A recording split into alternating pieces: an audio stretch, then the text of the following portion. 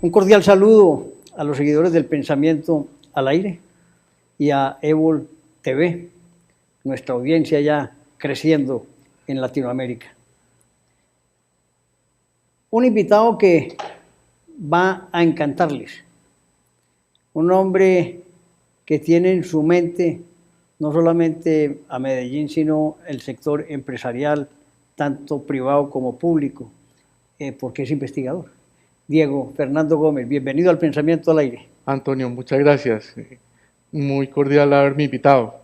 Hombre, si yo me pusiera a extender para presentarte, diría inicialmente que es economista, tiene varias especializaciones, está hoy haciendo el segundo doctorado, y entonces, como quiero que él muestre algo, toda su historia, que es inmensamente buena, productiva y eficiente, lo dejo que se presente un poquito, Diego.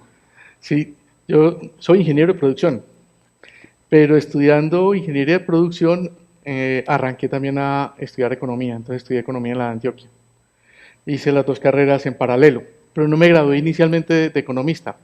Luego hice la maestría en economía en Bogotá y luego hice mi doctorado haciendo simulación del desarrollo económico. Pero a lo que terminé dedicándome fue a una herramienta y forma de acercarse al conocimiento que la aprendí en la ingeniería, que es la simulación, los modelos de simulación, los modelos matemáticos complejos, y aplicar eso a la economía y a la sociedad. Entonces lo que armé en todo un trabajo de mucho tiempo fue modelos de simulación que nos permitieran primero simular la economía, y luego empezar a simular sectores, el sector eléctrico, el sector salud, el sector inmobiliario, la economía en general. Y entonces, una vez habíamos avanzado en tener eso con un grupo de investigadores de la Nacional y de los Andes, yo en ese momento vivía en Bogotá y era profesor de los Andes también, fundamos esta organización, una fundación, un centro de investigaciones. Y arrancamos haciendo la simulación de cómo iba a cambiar Colombia con los escenarios de Destino Colombia. Destino Colombia había publicado sus escenarios en el año 98 y nosotros hicimos las simulaciones en el año 2000 y nos daban unos resultados bien inquietantes. Con todo eso, Cámara de Comercio nos invitó a que trabajáramos juntos haciendo la simulación de Antioquia y que empezáramos a plantearnos qué había que hacer para transformar a Medellín y Antioquia en un momento muy duro de esta sociedad, en un momento en que estábamos con unos indicadores muy complicados. Allá es donde nos vamos a dedicar a hablar de Medellín, pero quiero que nos cuente un poquito de temas como en el sector público, que estuvo en ISA, estudios que han hecho de macroeconomía también en Colombia, un ejemplo concreto de todo ese centro de investigación, el que quiera. Sí, bueno, con ISA hicimos toda la simulación financiera de los negocios de ISA con modelamiento dinámico, y ISA luego tuvo un premio internacional en un congreso por todos esos modelos de simulación dinámica que desarrolló. Eso lo hicimos con el auspicio de Colciencias. Hicimos las simulaciones de Medellín, pero hicimos un trabajo también muy interesante, fue toda la simulación de EPM a largo plazo en 2010. Hicimos las simulaciones de lo que podía ser el impacto de crear Ituango, construir Ituango. Eso fue en la gerencia de Federico Restrepo. Hicimos toda la simulación de planeación de EPM. Junto con la Escuela Kennedy de Gobierno de Harvard, con Ricardo Hausmann, hicimos el COMPES de competitividad de 2007. Hicimos todo un trabajo de transformar a Colombia en una sociedad del conocimiento con Colciencias en ese momento. Hemos hecho la simulación del sector salud en varias fases. En este momento estamos haciendo un nuevo trabajo muy profundo del sector salud. Hemos hecho la simulación del sector eléctrico en varios momentos y acabamos de publicar un libro haciendo las simulaciones de la transición energética al 2050. Esas son las cosas que hacemos. Muy bien. Haciendo un poquito de retrospectiva con Edilituango, que es una una gran hidroeléctrica enclavada con el pleno río Cauca, donde ese río Cauca tiene mucho potencial de hacer otras hidroeléctricas, ¿no? Sí. Pero el impacto que viste en el año 2010 para Federico, hoy aspirante a senador, ¿no? Sí. ¿Qué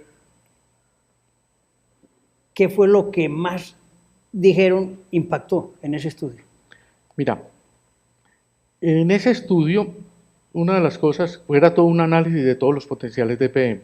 En realidad, había un tema muy clave en todo ese análisis estratégico de EPM, y es que EPM tenía unos grandes potenciales que estaban amarrados. ¿Amarrados por qué? Porque es que EPM no podía invertir más en Colombia, porque ya tenía los topes regulatorios. Pero le tenía un permiso de superar el tope regulatorio si montaba una hidroeléctrica como Ituango, como ya estaba en curso.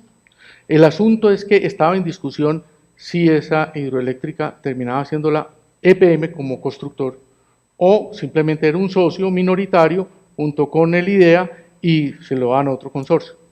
El impacto para EPM era fascinante. Es que EPM puede ser la gran empresa de Colombia en muy pocos años por delante, porque hoy ya es la segunda, pero es que el mundo va a ser un mundo eléctrico y EPM es quien maneja todo ese potencial, y eso se evidenció desde esa simulación. Ahí corrimos las simulaciones de EPM de 2010 a 2030, y EPM, el rol que podía desempeñar en el sector eléctrico era simplemente extraordinario, como realmente se ha dado. Recuerda que hasta 2010 EPM transfería dineros al municipio, pues no eran muchos dineros. EPM entre 2001 y 2020 transfirió 20 billones de pesos. En este cuatrenio, solo en este cuatrenio, va a transferir más de 10 billones de pesos. Billones de pesos. Y solo con 4 turbinas de las 8 turbinas de Hidroituango operando. Y sin aún haber desarrollado todo el resto de potencial hidroeléctrico que tenemos en Antioquia. Por eso el potencial de Medellín supera cualquier potencial de otra ciudad en Colombia, ¿no? Sí, es algo extraordinario. Yo creo que Antioquia tiene una palanca muy importante para el crecimiento en las siguientes décadas con su potencial hidroeléctrico. ¿Qué nos tenemos que convencer todos? Desarrollemos ese potencial hidroeléctrico. En la UCME hay registrados 7.863 megavatios de proyectos que están en este momento sin desarrollarse, engavetados. ¿Y eso nos obstaculiza el desarrollo? Es que si desarrolláramos eso tendríamos energía de fuente renovable con la cual hacer productos a nivel mundial que necesitan el certificado de haber sido producidos con energía renovable. 7.800 es más de 3 veces Hidroituango. ¿Todo eso? 3 veces Hidroituango lo tenemos. Al 100. Hidroituango tiene 2.400. Aquí hay 7.863. ¿Y cómo se reparten? Hay más de 200 proyectos de pequeñas centrales hidroeléctricas, por ejemplo. Que al final son las que más funcionan. Y esos proyectos de pequeñas centrales hidroeléctricas son una enorme bendición para esta región, porque derraman riqueza a todos los municipios de Antioquia. ¿Qué tenemos que hacer? Cambiar nuestra visión y decir, oiga, es que tenemos que tener una visión no de ambientalismo restrictivo y reactivo, sino de desarrollo regenerativo, y cómo podemos, desde desarrollar nuestros potenciales, recuperar el medio ambiente. El principal factor de recuperación del daño ambiental previo que hemos tenido como sociedad es adelantar esos proyectos con una visión de desarrollo regenerativo. Muy bien, yo creo que ese es un mensaje muy claro, que podíamos hablar precisamente de eso en otra oportunidad. Pero con Diego, yo sí quiero hablar de Medellín, que mostremos que puede ocurrir con cualquier ciudad del país. Es que cuando hablamos de Medellín no es para descentralizarnos en las bondades de Medellín, sino en los problemas tan difíciles que tuvo Medellín. Recuerden ustedes lo que era Medellín antes del año 2000.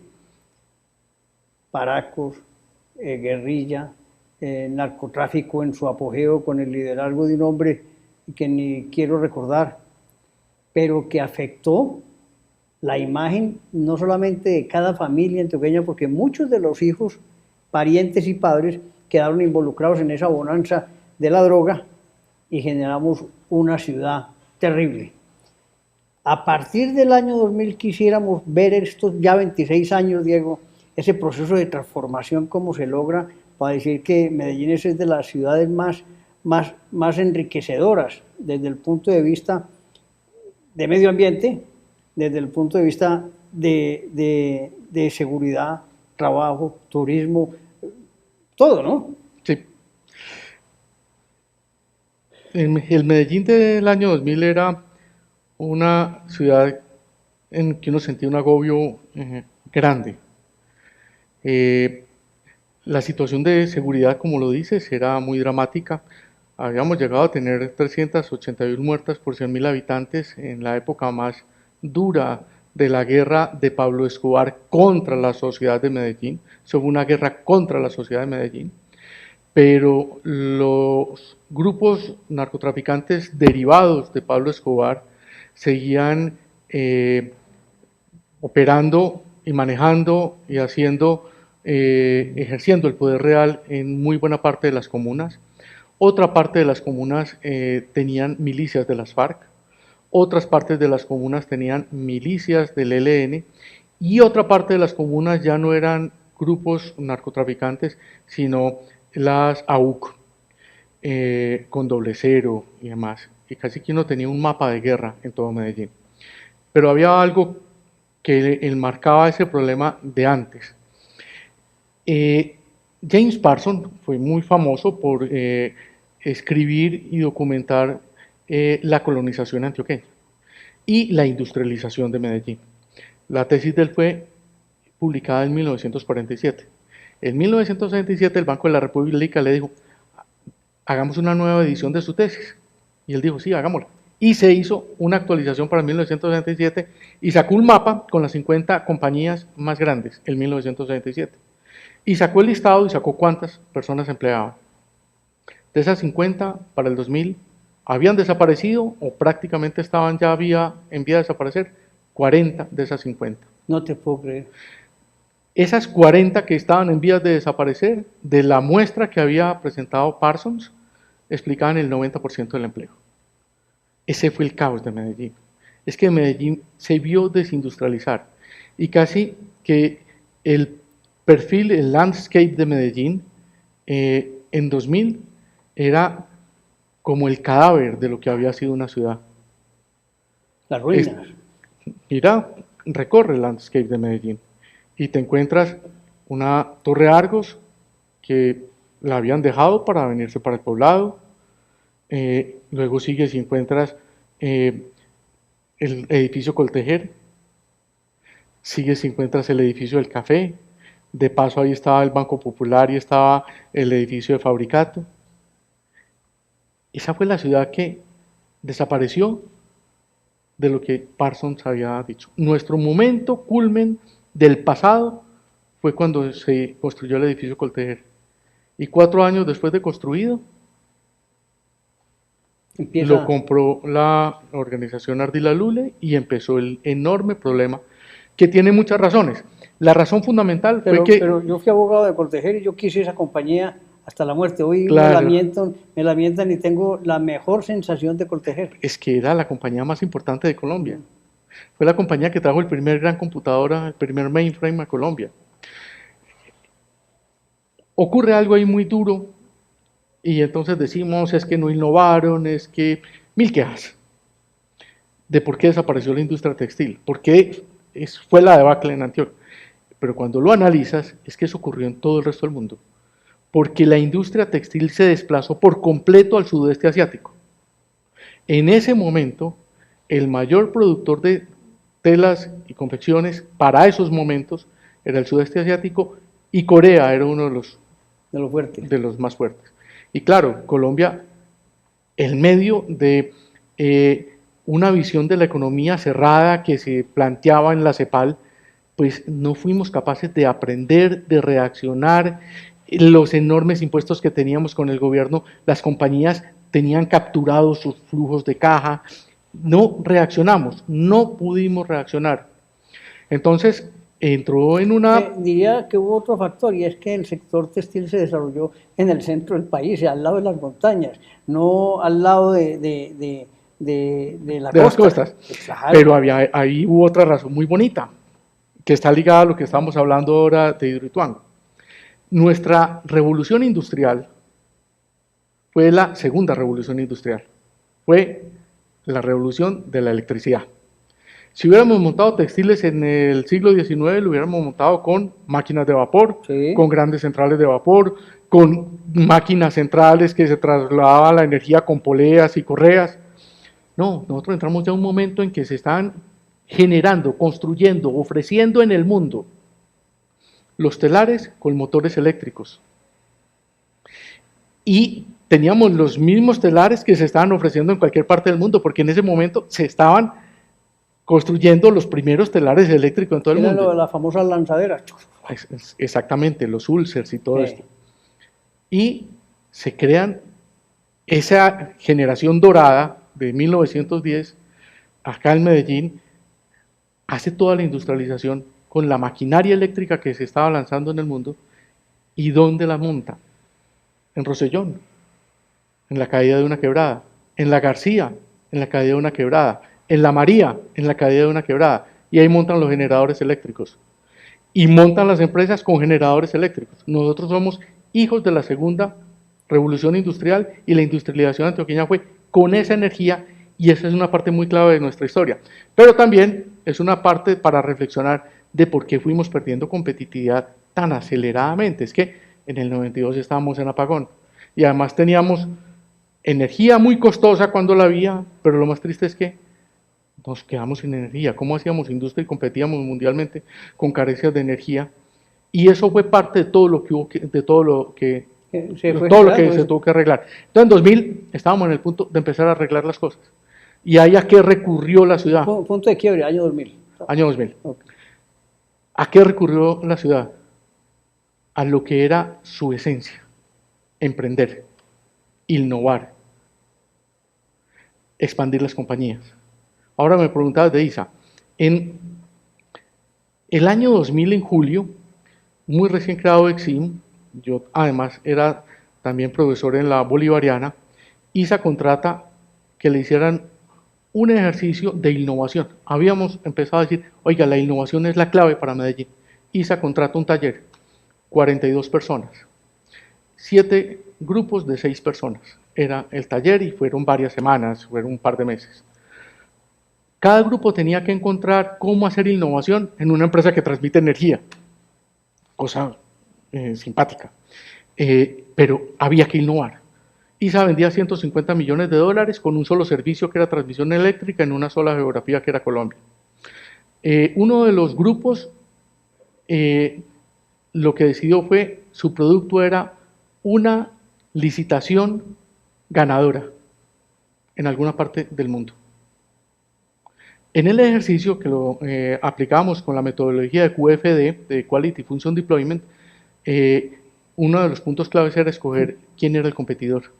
Y el competidor que seleccionaron era uno muy reconocido y muy de moda en el mundo en ese momento, que era Hidroquebec. 2 años después, ISA estaba presentando una licitación para transmisora paulista de energía. Su competidor era Hidroquebec, quien lideraba el grupo, lideraba la licitación, y fue la primera gerente expatriada de ISA a operar una de sus inversiones en el extranjero. Esa historia, puesta en cifras, ISA vende más de $3.500 millones, con 7 servicios distintos, no solo transmisión de energía, en 16, 17 geografías en Latinoamérica. Esa historia de ISA se repitió en decenas de compañías en Antioquia. Eso fue lo que hicimos. La innovación. Innovación, internacionalización. Estábamos aquí adentro. Exportar, no teníamos vías. En ese momento el plan de competitividad dijo, necesitamos vías. Apenas la estamos terminando 20 años después. Todo lo hicimos sin tener las vías. Sin tener el puerto en Urabá, apenas lo vamos a tener ahora. ¿Cómo nos internacionalizábamos? Las cosas buenas viajan por internet y viajan sentadas en un avión. Y así fue como se internacionalizó Medellín. Medellín se convirtió en el hub de empresas multilatinas, generadas de manera propia o compañías que se asentaron acá o compañías multinacionales que compraron ya esa compañía que había establecido una operación lateral. Ejemplos, Diego. Ejemplos, familia, Familia. Pintuco, todo lo que se ha hecho con Peldar, todo lo que se hizo con la que hace los molinos de arepa, los molinos Universal. Se me Hombre, escapó entre otras cosas, los molinos no han desaparecido. No, y se exportan a África. Y tienen un mercado extraordinario en África. Claro, así es. No, eso se sigue haciendo. Esa compañía hoy es una compañía extraordinaria, Landers. Landers. Y Landers y todo ese grupo tiene un inversionista muy brillante, argentino de nacimiento, colombiano de adopción y residente en Panamá por las restricciones fiscales de Colombia. Porque muchos buenos empresarios no pueden vivir sino 180 días en Colombia, porque si viven más de 180 días les ponen a pagar sobre todo su patrimonio. Entonces se la pasan entre yendo y viniendo a la ciudad. Pero son muchos los que están en esa situación. Pero mira que esa fue un patrón de internacionalización muy poderoso que no se ve reflejado en las cifras de exportaciones, porque las cifras de exportaciones están hechas para contabilizar operaciones de servicios o están hechas para contabilizar salida de bienes físicos, pero nunca está hecha para contabilizar la capacidad de gestión que tiene una empresa local en redes y plataformas globales. Otro ejemplo importantísimo, Nutresa. Nutresa no se internacionalizó produciendo acá. La fábrica acá de galletas la puso en Houston y la operadora de el trigo que necesita lo puso aguas arriba en el centro de Estados Unidos, bajando el trigo por el río hasta llegar a Nueva Orleans y pasando a Houston y operando y allá produciendo galletas que vende en muchas partes del mundo. 85 plantas en muchísimos países del mundo. No puede ser. La historia de la internacionalización es muy importante. Miren este dato de la planeación de EPM en 2010. EPM venía de que habían dicho que EPM no iba a invertir nada afuera, entonces se quedaba sin poder invertir porque aquí ya no podía invertir o tenía limitada su inversión, y en ese momento se decide invertir. Hoy más del 30% de las utilidades de EPM vienen de las inversiones en el extranjero. Más del 30%. Más del 60% de las ventas de Argos son en el extranjero. Hace el recorrido de todo eso, y esa es una internacionalización de muy alto nivel, porque no fue sacando productos básicos, es sacando capacidad de gestión, exportando algo que es muy importante. Cuando a vos te prestan $2.000 millones para invertir, ¿qué exportaste?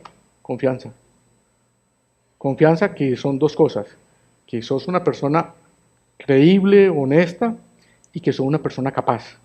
Entonces, cuando a Argos o a Bancolombia o a Sura le prestaban esa plata, se la prestaban por capaz y por honesta. Eso fue lo que exportaron. Le prestaron esa plata, con una plata compraron las compañías en el exterior. ¿Con qué nivel de rentabilidad? Fantástico, fantástico. Eso es un ejemplo claro de lo que es la visión, ¿no?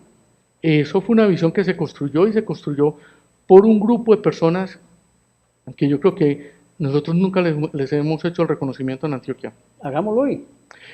Le digo uno primero, que creo que nunca le hemos hecho todo el reconocimiento, Jorge Londoño Saldarriaga. ¿Sí? Jorge Londoño fue el pionero en registrar una compañía en la Bolsa de Nueva York. Registrar una compañía en la Bolsa de Nueva York implicaba decirle al mercado que era una compañía que cumplía todos los estándares para la confiabilidad global. De cualquier inversionista. Sí. Y le entra una capitalización a Colombia, al Banco Industrial Colombiano en ese momento. Y que terminaron diseñando y haciendo con su equipo, liderado entre otras por Jaime Velázquez. El séptimo banco del país compró al segundo. El séptimo banco del país compró al segundo.